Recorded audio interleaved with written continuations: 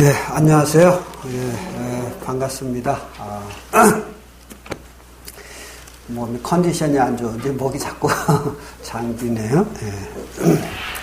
오늘은 시편 139편을 가지고 여러분들과 교제하고자 합니다. 시편 139편.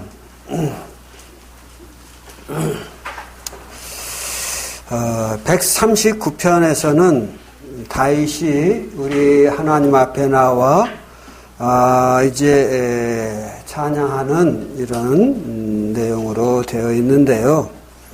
그 내용을 가만히 살펴보면 이제 다윗의 기도이기도 하지만 그곳에서 다윗이 우리 하나님이 어떠한 분이신가 하는 것을 잘 이해하고 있는 것을 볼 수 있습니다. 하나님이 어떠한 분이신가라는 말씀의 의미는 무슨 말이냐면 하나님의 속성은 어떠한 속성을 가지고 계신 분인가 이것을 다윗이 잘 이해하고 있었다고 하는 것입니다. 고린도전서 10장 31절에 보면 너희가 먹든지 마시든지 무엇을 하든지 다 하나님의 영광을 위하여 하라 하는 말씀이 나와요.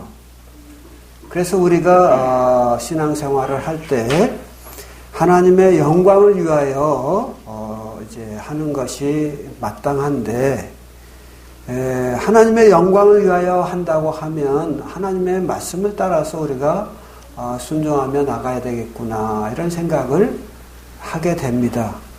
그러나 말씀이 이제 구체적으로 들어가면 한두 가지가 아니잖아요. 수백, 수천 가지가 되잖아요. 그러니까 우리가 모르는 말씀도 또 많이 있고 또 아는 말씀에 근거하자면 우리 생활에 필요한 여러 가지 일에 있어서 말씀에 대한 지식은 우리가 짧고 이러잖아요. 그래서 이제 어려움이 있습니다. 어떤 의미에서 어려움이냐면 우리가 먹든지 마시든지 무엇을 하든지 다 하나님의 영광을 위하여 하는 삶을 살아야 되는데 이와 같은 삶을 살기에는 우리가 알고 있는 말씀에 대한 지식이 짧다고 하는 것이죠. 그러면 이러한 문제를 어떻게 풀어갈 수 있겠는가 하는 생각을 해봅니다. 수요일날 말씀 교제가 좀 있었는데 거기에 보면 한 사람에게 딸이 5이 있었어요. 이제 모든 사람들은 땅을 상속을 받는데 남자 위주로 상속을 하기 때문에 이제 딸들이 아들은 없고 딸들만 있는 집안이라 그 상속을 못 받을 처지가 된 거예요.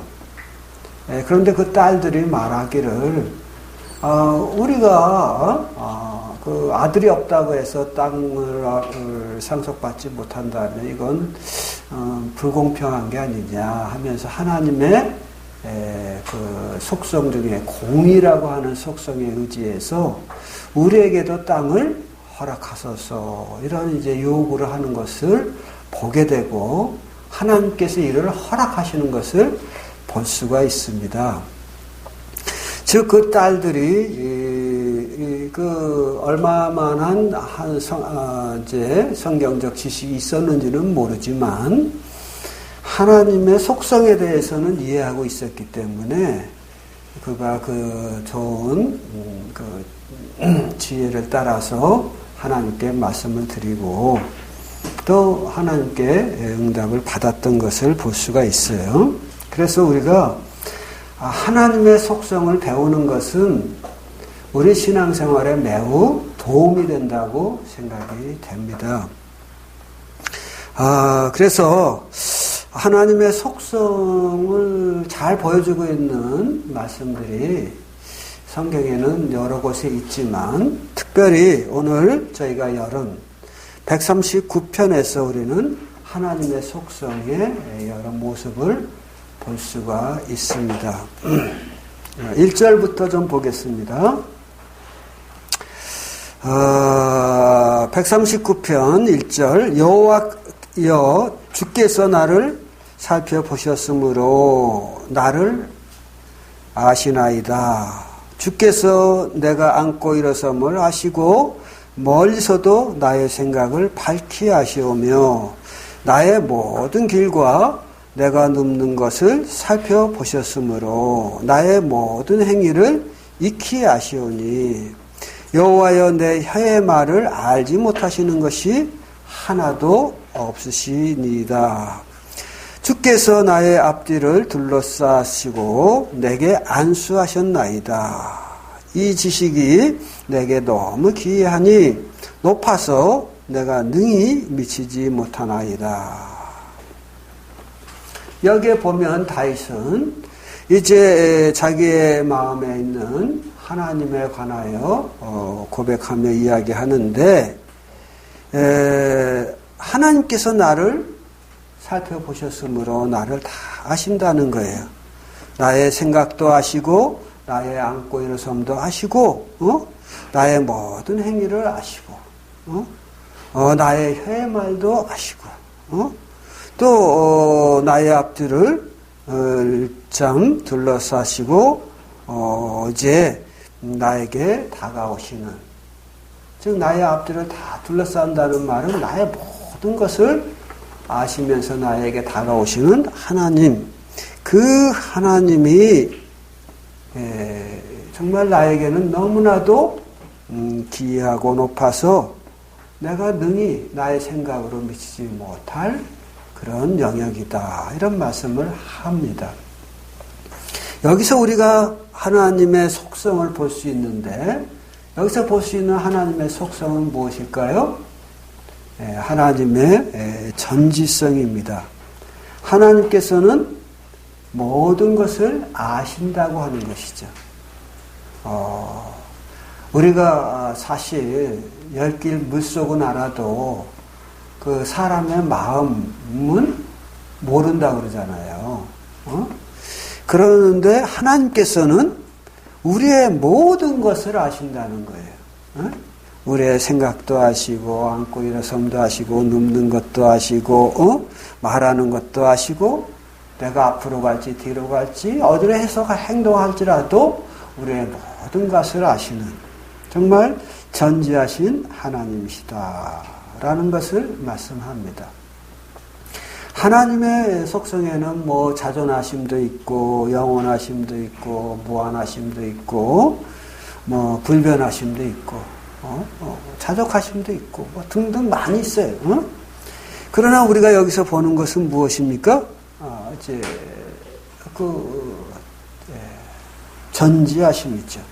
물론 세부적으로 들어가면 이 말씀, 방금 읽은 말씀 속에서 우리들은 그분이 무소부지하시는 분이신 것도 알 수가 있어요. 왜? 우리는 가만히 있는 존재가 아니잖아요. 돌아다니지. 그러니까 우리가 어디로 가든지 그곳에도 계시는 하나님, 이런 이제 편재하심이라고도 하는데 그 무소부지하심을 우리가 알게 됩니다. 이사야 선지자도 말씀을 하셨어요. 내가 시초부터 종말을 알리며 아직 이르지 아니한 일을 예적부터 보이고 이르기를 나의 뜻이 설 것이라, 이렇게 말씀하신다고 하셨습니다. 그리고 하나님께서는 당신이 기뻐하시는 모든 일을 이루시느니라, 이런 말씀하셨거든요. 시초부터 이 세상이 생겨난 그 처음부터 마지막 마지막까지 종말을 알리는 그러신 분이에요. 다시 말하면 그분은 그 시간을 초월해서, 다른 말로 표현하면 하나님에게는 시간의 개념이, 시간의 제약을 받지 아니하는 그런 분이시다 그 말이에요. 그래서 우리가 예배 시간에도 생각해 보았습니다만은 태초부터 하나님께서 우리를 택정하시고, 이런 말씀. 그리고 때가 되면 흠이 없는 존재로 만드시기 위해서 그들을 보내서 우리를 죄를 속하시고 뭐 이런 말씀들이 나오잖아요.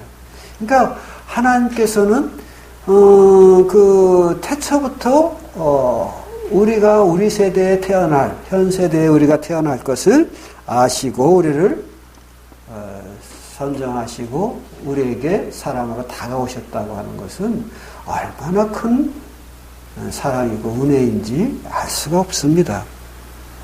그래서 여기서도 말씀하기를 나의 혈의 말을 알지 못하는 것이 하나도 없으시니이다 라고 4절에서 말씀하는데, 그래서 이 다윗은 다른 곳에서 그런 말씀하시죠. 나의 마음의 묵상이 나의 혀의 말과 나의 마음의 묵상이 주께 연락되기를 원하나이다 그랬어요. 왜 그는 그런 기도를 드렸을까요? 하나님께서 자기의 모든 것을 아신다는 거예요. 여기서도 말씀합니다마는 2절에서 나의 생각을 밝히 아시오며 그러잖아요. 그리고 4절에서 내 혀의 말을 알지 못하는 게 하나도 없다. 우리는 습관적으로 하는 말들이 있거든요. 그런 것은 우리가 말했는지 안 했는지도 몰라요. 그렇지만 하나님은 다 아신다는 거예요. 하나님의 거룩한 자들이 말하되 하나님께서 당신의 책에 기록하셨다라는 말씀이 이 말라기서에 보면은 나오거든요. 그래서 우리 하나님은 모든 것을 아셔요. 사무엘상 원래 이제 제가 하던 관습대로 하면 오늘 사무엘상 10장을 공부할 차례거든요. 근데 사무엘상 10장에 보면 사무엘이 이제 사울을 따로 불러가지고 그에게 이제 기름을 붓습니다. 그리고 그가 왕이 될 것을 이야기를 해요. 그런데 사실 사울이 모든 지파 중에 가장 작은 지파 중에 하나인 그 지파에 속한 사람인데 내가 무슨 왕이 되겠는가 이런 생각을 좀 했던 것 같습니다. 그러니까 이제 사무엘이 말하기를 내가 이제 집으로 돌아가게 되는데 돌아갈 때 내가 라헬을 이제 그들의 입장에서 보면 아주 그들의 조상의 할머니 묘소거든요. 내가 할머니의 묘소를 지나갈 때 두 사람이 그 묘소에 있다가 너에게 다가오면서 말을 하기를 내가 잃어버렸던 암나기들을 찾았다. 걱정하지 말아라. 내 부모가 너를 걱정할 테니 빨리 집으로 가봐라. 다른 데 이렇게 들리고 뭐 이러지 말고 빨리 가봐라. 이렇게 이야기를 할 거다. 라고 사무엘이 이야기를 합니다. 그리고 조금 더 가면 그 세 사람이 그 성문에서 이렇게 나오면서 내가 성문으로 이렇게 들어갈 때 성문에서 나오면서 말하기를 그들이 이제 여러 가지 것을 가지고 있는데 그 중에서 떡 2덩이를 너에게 줄 것이다. 그 세 사람 중에 한 사람이 이런 얘기를 해요. 그리고 이제 또 내가 더 가게 될 때 그 하나님의 영의 감동을 입은 예언자들이 이렇게 올 터인데 내 앞으로 올 터인데 너도 성령에 사로잡힌 바 되어 새 사람이 되어서 그들과 함께 예언할 것이다. 이런 얘기를 해줍니다. 그래서 사무엘의 이야기를 듣던 사울이 뭔 얘긴가? 들을 때 좀 신기하기도 하고 이거 믿어도 되는 얘기야? 뭐 이런 생각도 했을 거 아니겠어요? 그래서 이제 자기가 기름 부음 받은 것도 그렇거니와, 자기가 집으로 가면서 당할 일을 세세히 이야기를 할 때, 이렇게 예를 든다면, 고정된 어떤 사물에 대하여 이야기를 한다고 하면, 좀 이해가 가지만, 지금 만나서 이야기하는 거 이런 것들 전부 사람을 만나는 거잖아요. 그러니까 라헬의 묘소를 지날 때, 세 사람이 만날 수도 있고, 다섯 사람을 만날 수도 있는데, 두 사람을 만날 것이다. 이렇게 이야기를 하거든요. 그리고 그 사람들이 하는 말까지 이야기를 해준단 말이에요. 내 당나귀들을 찾았으니까 내 아비가 너를 걱정할지 모르니 속히 집으로 돌아가도록 해라. 이런 얘기를 그 사람들이 한다는 거지. 그런데 사무엘상 10장 9절에 보면 그 모든 일들이 이루어졌다 그렇게 나와요. 참 신기하지 않아요? 그걸 통해서 사울은 하나님께서 나와 함께 하는구나 하는 것을 이해를 하게 된 거죠. 사무엘이 나한테 기름 붓고 이렇게 하는 모든 것들이 그저 하나님의 사람으로 자기의 생각을 따라서 임의적으로 하는 것이 아니라 하나님께서 함께 하시는 일이구나 하는 것을 배우게 되는 것이죠. 다른 말로 표현하면 이 사울의 사건을 통해서도 본 바와 같이 하나님은 전지하시다고 하는 거예요. 전지하시다. 좀 우스운 이야기를 들는지 몰라도 제가 어렸을 때 만화를 보니까 만화 속에서 그런 얘기가 나와요.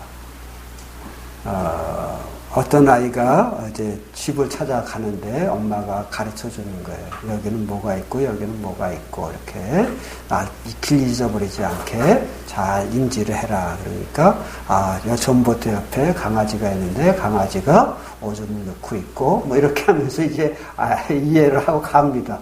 그리고 그 다음에 찾아올 때 전봇대 옆에서 오줌 누는 강아지를 찾으니 강아지가 없다 그러는 거예요. 그래서 이거 어떻게 된 거야? 막 이러는 장면이 나옵니다. 그래서 어린 마음에도 참 웃음을 금할 수 없었던 이 기억이 있는데, 제가 이런 얘기를 하는 이유는 뭐냐면, 두 사람이 나올지 세 사람이 나올지 그들이 떡덩이를 줄지 무슨 말을 할지를 어떻게 할 수 있겠느냐 그 말이에요.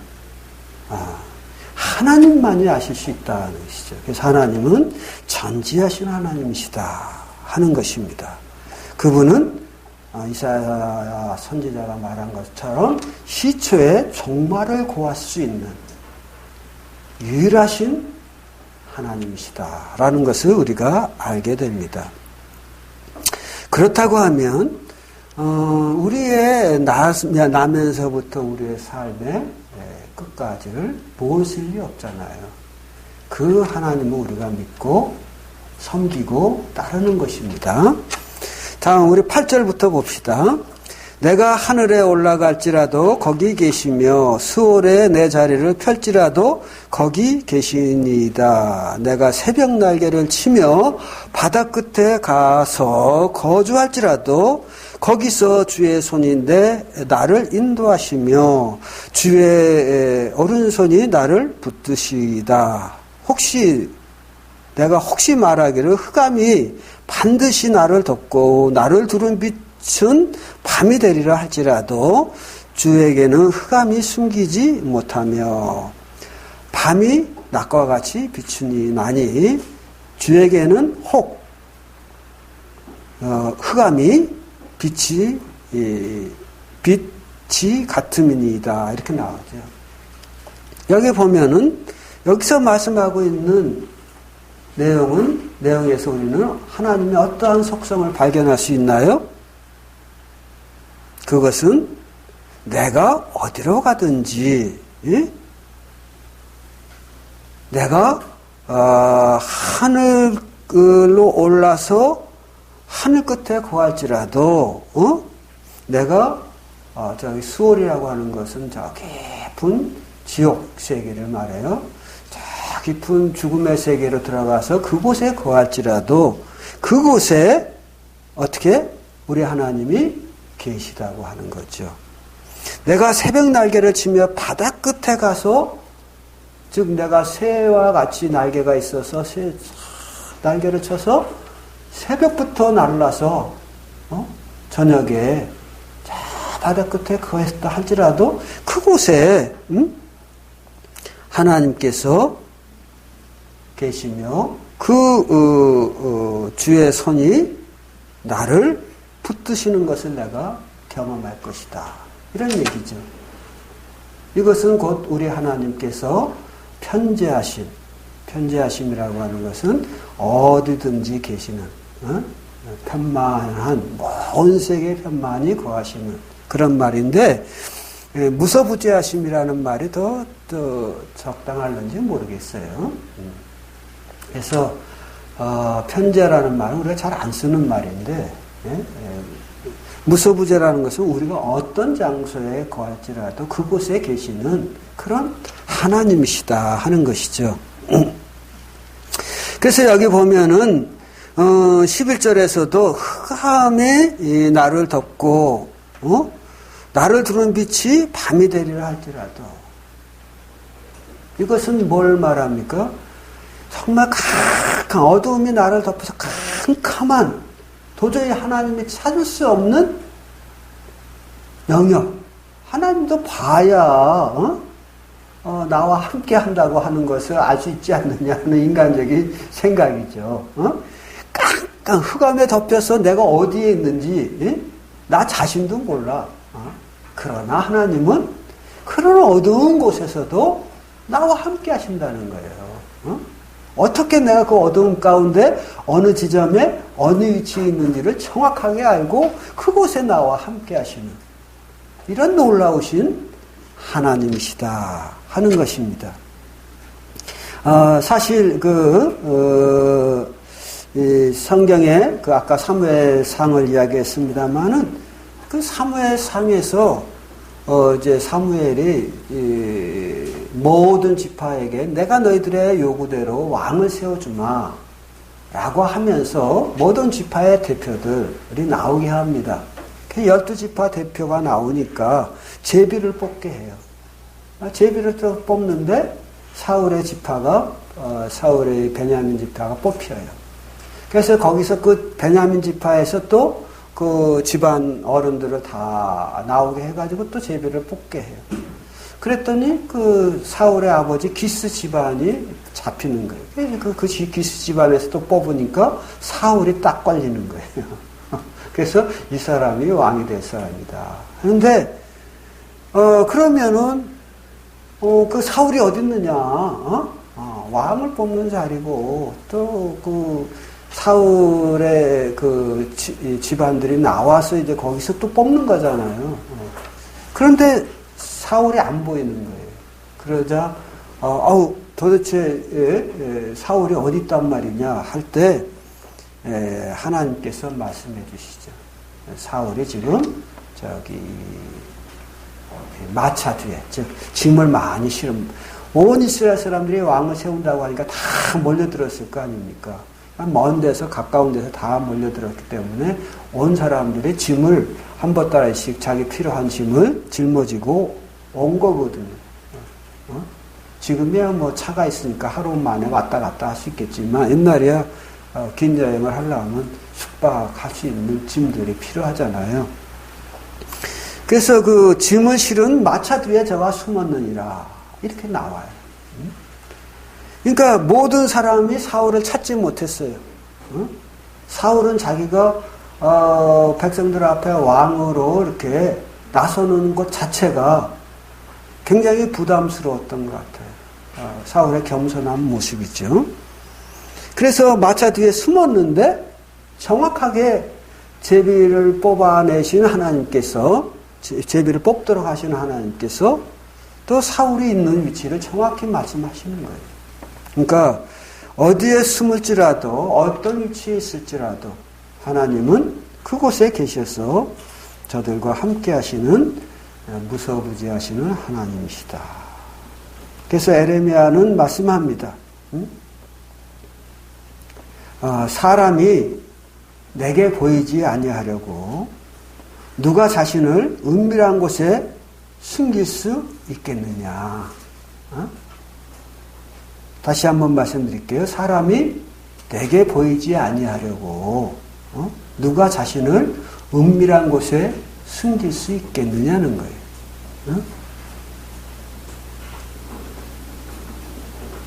그러면서 말씀하시기를 나 여호와가 말하노니 나는 천지에 충만하지 아니하냐. 그러니까 천지 어느 곳에 우리가 숨을지라도 하나님께서는 그곳에서 우리를 함께 하셔서 우리를 지켜보시는 또는 돌보시는 또는 사랑하시는 그런 하나님이시다. 그런 얘기입니다.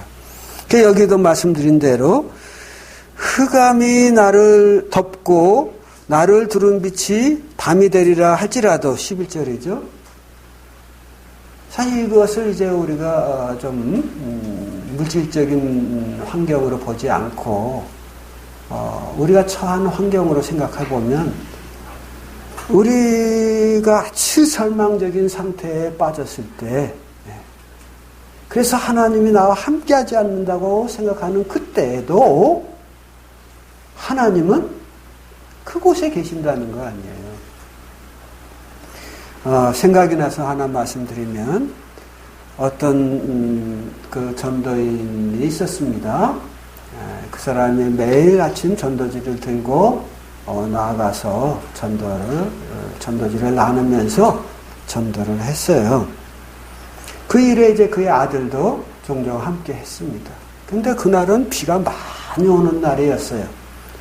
그래서 전도자가 비가 많이 오네. 이렇게 비가 많이 오니 오늘 뭐 어떻게 길에서 전도지를 나눌 수 있겠어? 오늘은 쉬어야 되겠다. 이렇게 이야기를 하는 거예요. 그러니까 그 아들이 그 말을 혼자 말처럼 하는 아버지의 말을 듣고 아버지 비가 오면 하나님도 쉬시나요? 이렇게 물어본 거예요. 어린아이 같은 질문이죠. 근데 이 아버지가 거기에 찔림을 받은 게 있어요. 그래서 그래 하나님은 비가 오셔도 안 쉬지. 그렇다면 어때요? 아버지께서 일하시니 나도 일한다 하는 주님의 말씀이 생각이 나서 그가 전도지를 들고 나가니까 그 아들도 따라 나선 거예요. 그런데 비가 엄청 많이 오잖아요. 그런데 길에 사람이 없고, 그래서 전도지를 들고 나서긴 했는데 어떻게? 뭐 전도지를 나눌 수 있는 환경이 아니잖아요. 비가 너무 많이 와서 어느 처마 밑으로 피했습니다. 피해가지고 이제 비가 그치기를 좀 기다리는데 보니까 바로 자기들이 그 처마 밑에 피한 그 자리에 창문이 이렇게 있는데 창문이 조금 열려 있는 거예요. 그래서 그가 이제 뭐 전도지 나눌 자리도 없고 그 창문 틈으로 전도지를 이렇게 끼워 넣었어요. 이렇게 집어 넣었어요. 그리고 이제 비가 너무 와서 이제 집으로 돌아왔습니다. 그리고 한 2달쯤 지났는데 어떤 사람이 이제 교회에서 구원받은 간증을 하는 것입니다. 구원받은 간증을 하는데 그분이 이제 내가 너무 절망적이고 이제는 도저히 살 소망이 없어서 이제는 죽어야 되겠다라고 생각을 하고 이제 아마 그 약을 먹고 죽으려고 했는지 목을 메고 죽으려고 했는지는 모르지만 죽으려고 작정을 하고 마음의 결심을 하고 이제 무릎을 꿇고 있다가 일어났는데 그 죽으려고 하는 사람 마음이 얼마나 참담하겠어요. 내가 그냥 이대로 죽을 수밖에 없는 건가 이런 생각도 한편으로는 있지 않겠어요? 그래서 그런 낙담된 마음을 가지고 있었는데 그래서 그래도 뭐 살 소망이 없으니 죽어야지 이러고 이제 슬픈 마음을 가지고 실행에 옮기려고 하는데 창문에서 무슨 푸석푸석 소리가 나더니 뭐가 뚝 떨어지는 거예요. 그래서 아니 이게 뭐야? 그리고 이렇게 보니까 전도지인 거예요. 그래서 전도지를 쭉 읽다 보니까 하나님이 너를 사랑하신다 하는 내용인 거예요.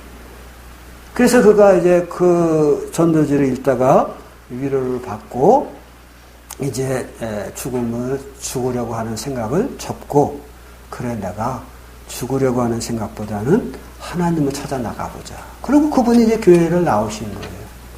나오다가 이제 한 2달 지난 후에 또 복음을 듣고 구원을 받은 거예요. 그래서 간증을 하는 거예요. 그래서 그 비가 많이 오는 날인데, 아니 어느 날 비가 많이 오는 날 창문 틈으로 뭐가 삐걱삐걱 들어오더니 뭐 떨어져서 내가 그 전도지를 읽고 교회에 나오게 돼서 복음 듣고 구원을 받았다. 이런 얘기를 하는 거죠. 즉 하나님은 우리가 어떠한 흑암 중에 있을지라도 그곳에 함께 하시는 하나님이시다 라는 것입니다. 또 우리가 이제 13절부터 보십시다. 주께서 내 내장을 지으시며 나의 모태에서 나를 만드셨나이다. 내가 주께 감사하옴은 나를 지으심이 심히 기묘하심이라. 주께서 하시는 일이 기이함을 내 영혼이 잘 아나이다. 내가 은밀한 데서 지음을 받고 땅의 깊은 곳에서 기이함을 지음을 받은 때에 나의 형체가 주의 앞에 숨겨지지 못한 나이다. 내 형질이 이르기 전에 주의 눈이 보셨으며 나를 위하여 정한 날이 하루도 되기 전에 주의 책에 다 기록이 되었나이다. 주의 하나님이여 주의 생각이 내게 어찌 그리 보배로운지요. 그 수가 어찌 그리 많은지요. 이런 이제 내용이 쭉 나오잖아요. 여기 보면 뭐예요? 우리 하나님은 다윗이 성령 안에서 감동을 입어 이야기할 때 그 감동함을 입어 이야기하는 내용 속에서 나타나는 진리가 무엇입니까? 하나님께서 내 내장을 지으시고, 이 내장이라는 표현 좀 이상하네요. 개혁성경에는 내 장부를 지으시고 이렇게 나와요. 지으시고 나의 모태에서 나를 만드셨나이다. 내가 주께 감사하면 나를 지으심이 기묘하며 심히 기묘하심이라. 이러죠. 주께서 하시는 일이 내게 기이함을 내 영혼이 잘 아나이다. 하나님께서 나를 지으셨다는 거예요. 그러면서 15절에서 내가 은밀한 데서 지음을 받고, 즉 은밀한 데라고 하는 것은 어머니 태중을 말하죠. 그리고 땅의 깊은 곳에서 기이하게 지음을 받은 때에, 땅의 깊은 데라는 말은 우리 인간은 흙으로 지어진 존재잖아요. 그러니까 그 흙의 태중에서 만들어진 존재다. 누구의 손에 의하여? 하나님의 손에 의하여 라는 얘기죠. 그래서 우리는 인간을 보면 많은 이제 그 의학자들이 그러잖아요. 인간이란 하나의 우주다. 그 하나하나의 그 신비로운 조화와 작동, 그 온몸을 지탱하는 그런 모든 것들이 서로가 연결되어 있는, 어떤 오늘날의 어떠한 컴퓨터도 따라가지 못할 그런 조밀함이 있다. 이런 얘기들을 하잖아요. 0.001초 사이에 온 근육이 위험에 대처하는 이런 몸, 그 신경 다발의 그 빠른 속도들, 이런 것들은 또 그것은 뇌가 또 그것을 감지하고 바로 또 지시를 해서 몸이 위험에 대처하는 것들, 이런 것들이 다 0. 몇 초 안에 이루어진다고 하는 것. 이런 존재, 한 우주와 같은 놀라운 인간의 모습을 그냥 우연적으로 생각되어졌다고 하기에는 너무나 참 세세하고 조밀하고 또 과학적이다 하는 것이죠. 근데 성경은 말하기를 이것이 하나님께서 만드신 피조물이다 라고 말씀하시는 거예요. 다른 말로 표현하면, 즉 하나님의 속성 차원에서 다가가자고 하면 뭐죠? 하나님의 전능성이죠. 하나님이 얼마나 뛰어나신 분인지. 예? 앞에서 전지성을 이야기했는데 하나님은 모든 것을 아시니까 어떻게 인간을 만들어야 인간이 완전한 존재로 살아가는지를 아셨다 그 말이에요. 그래서 우리 육체도 그렇게 만드셨어요. 하나님의 놀라운 전지성을 보게 되는 것입니다. 그래서 욥은 말을 했습니다. 주께서 못하실 일이 없사오며 무슨 계획이든 못 이루실 것이 없사온 줄 아오니 무지한 말로 이치를 가리는 자가 누구니까 이런 이야기를 합니다. 정말 하나님은 못하실 일이 없다고 하는 것이죠. 무슨 계획이든지 못 이루실 계획이 없으시다. 그는 자기의 원대로 모든 일을 이루어 가시는 전능자이시다 하는 것이죠. 사실 구원 문제는 우리가 해결하기 참 어려운 문제잖아요. 우리 주님께서 말씀하시기를 부자가 참 천국에 들어가기가 얼마나 어려운지, 낙타가 바늘기로 통과하는 것 같이 어렵다. 그런 말씀하셨잖아요. 그 낙타가 바늘기로 통과가 됩니까? 그건 어려운 자예요. 즉 그건 불가능하다는 얘기예요. 그러니까 제자들이 묻습니다. 그러면 누가 하나님 나라에 들어가겠습니까?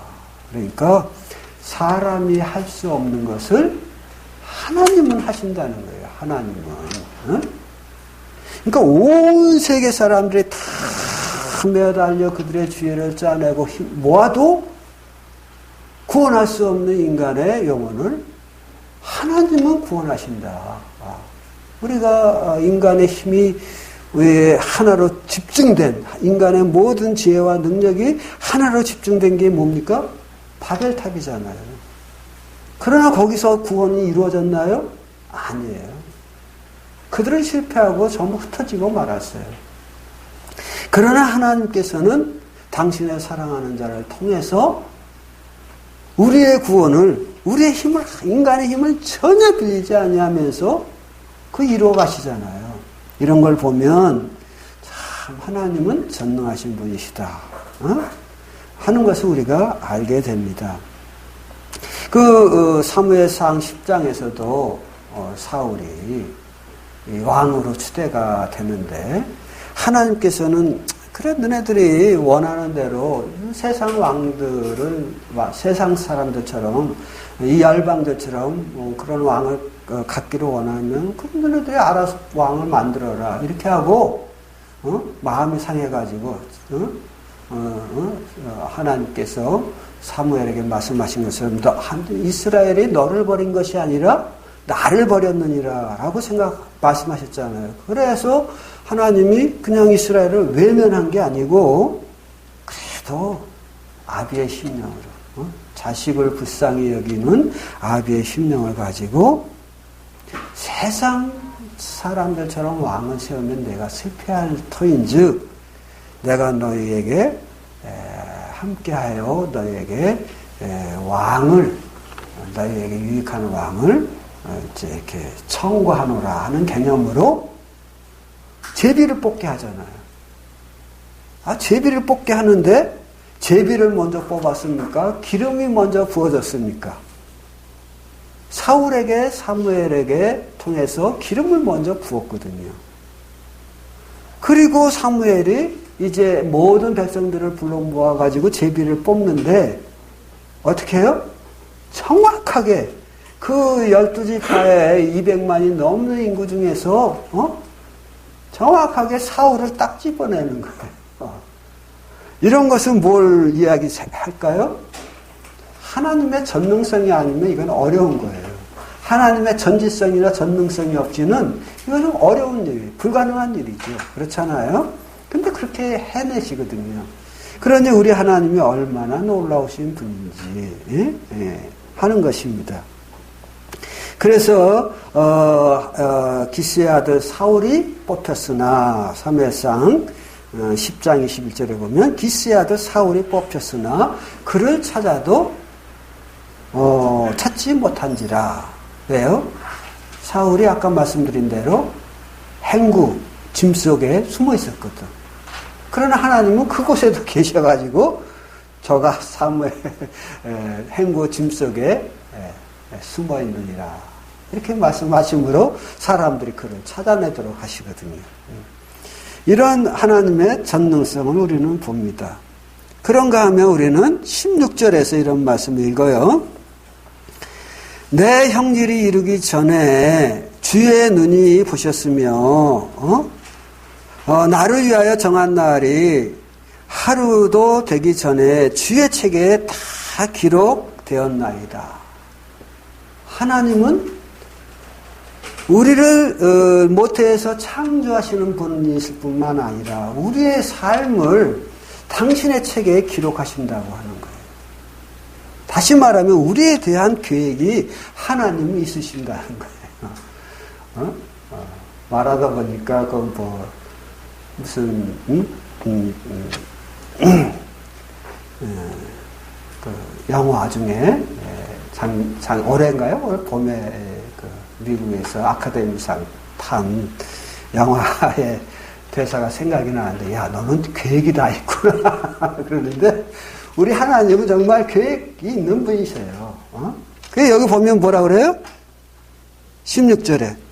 내 형질이 이르기 전에 이미, 나의 날이 정한 날이 하루도 되기 전에, 내가 나의 날을 시작하기 전에 이미 하나님께서 우리에 대한 계획을 당신의 책에 기록해 놓으셨다 하는 것이죠. 무슨 얘기일까요? 뒤에 나오는 대로 정말 그 하나님은 다윗이 여기서 19절에서 하나님이여 주께서 반드시 악인을 죽이시리이다. 피 흘리기를 즐기는 자들아 나를 떠날지어다. 이런 얘기들을 합니다. 하나님은 거룩하셔서 하나님을 대적하는 자들에 대하여 반드시 보응하시는 분이시다. 뭐 이런 얘기인데, 하나님의 거룩성도 여기서 보지만 뭐예요?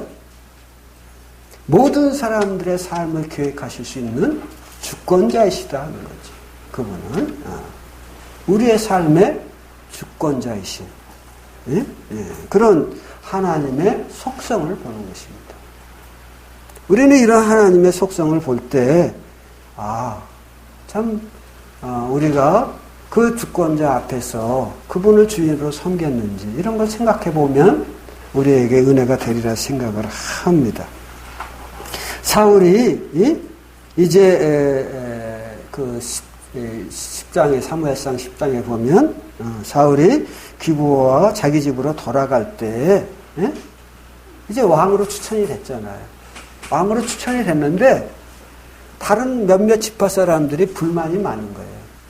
아니, 가장 작은 막내 지파 속에서 왕을 세운다는 게 말이 돼?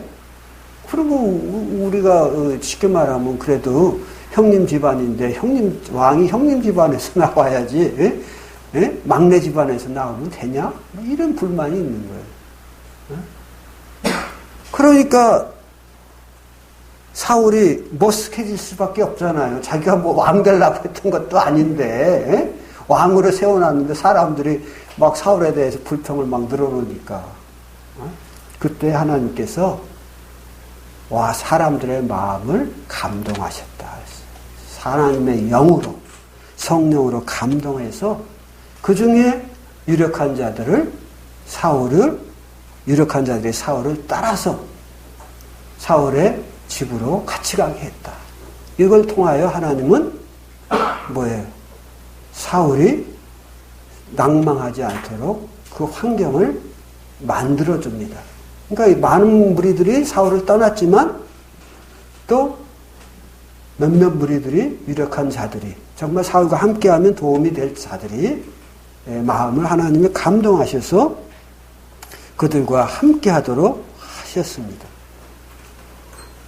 우리가 주권자이신 그 하나님을 여기서도 보는 거예요. 하나님께서 당신의 영을 통하여 사람들의 마음을 감동하시고, 사울이 이제 그 유력한 자들을 힘입어 그의 왕권을 세울 수 있도록 도우시는 하나님을 우리가 보게 된다 그 말이에요. 우리가 우리 삶에서도 그렇잖아요. 에베소서에 보면 모든 일을 그 마음의 원대로 역사하시는 하나님의 뜻을 따라서 우리가 예정함을 입어서 그의 기업이 되었다라고 말씀합니다. 하나님의 주권을 따라서 우리가 구원받은 거예요. 제가 예배 시간에 잠깐 말씀을 드렸지만 정말 제 마음 가운데는 그런 감사가 있어요. 하나님이 특별히 사랑하시고 기뻐하셔서 이 세상에 수많은 모래알같이 많은 사람들 중에 특별히 선택하시고 구원하시고 사랑하시는 사람들과 함께 하나님 앞에 나와서 예배 드릴 수 있는 게 얼마나 큰 즐거움인지, 얼마나 감사한 일인지. 예? 친구를 보면 그 사람을 알 수 있다고 그러잖아요. 그런데 하나님을 사랑하고 하나님이 선택한 사람들과 함께하는 것이 이게 작은 영광이냐 그 말이에요. 너무 기쁜 일이잖아요. 그래서 감사가 됐습니다. 오늘은 우리가 하나님의 속성은 전부 따지면 한 20여 가지 돼요. 학자마다 조금 차이는 있지만 그 중에 하나님의 전지하심, 또 무소부지하심, 전능하심, 주권자이심을 우리는 생각해 보았습니다. 이런 하나님을 우리가 믿고 우리가 무엇을 하든지 하나님의 영광을 위하여 신앙생활을 하는 자들이 되었으면 합니다. 감사합니다.